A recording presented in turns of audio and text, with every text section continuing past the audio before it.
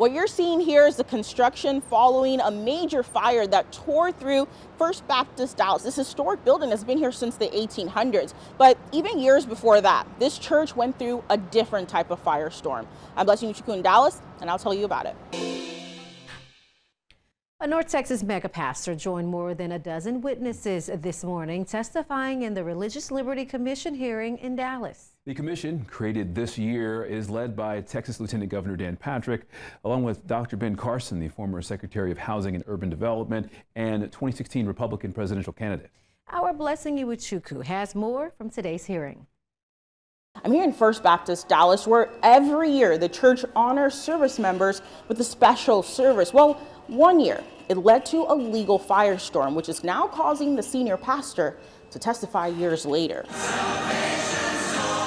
June 28th, 2020, a day of celebration at First Baptist Dallas. We're so glad you're here. As a church and major political figures across the state and country, it is good to be back in church. Packed the pews, celebrating freedom. Right on time. Robert Jeffress, the senior pastor for nearly 2 decades at the church, But I actually grew up in the church. says this event has been a long-standing tradition. We always have, in which we honor our military and also talk about our Christians, our country's Christian foundation. But in 2020, the church service honoring military members caught the eyes of some folks for the first time. There was nothing political about it. And yet, the Freedom from Religion Foundation filed a complaint with the Internal Revenue Service. The IRS launched an investigation 11 months after the event. That's why he and more than a dozen people with military ties were called to testify. A brand new presidential commission on religious liberty. It's going to be a very big deal. Back in May, President Trump signed an executive order creating the commission. Have the soldiers changed? It's led by Texas Lieutenant Governor Dan Patrick. Wednesday's hours-long testimony being the 4th so far this year. My religious exemption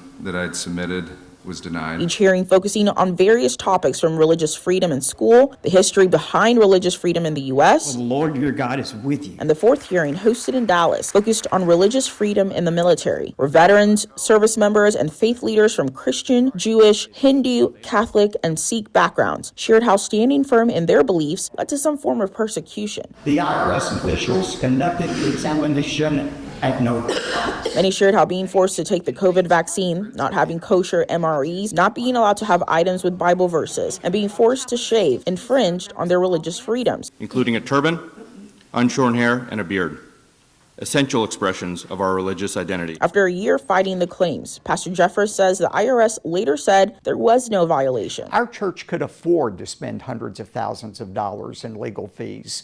Most churches couldn't do that, and no church should have to do that. He says the commission has been given a year to study different abuses of religious freedom in the U.S. Next up, members will make recommendations to the president on how to stop what Jeffress and other people of religious backgrounds went through. In Dallas, Blessing Uchuku, Spectrum News.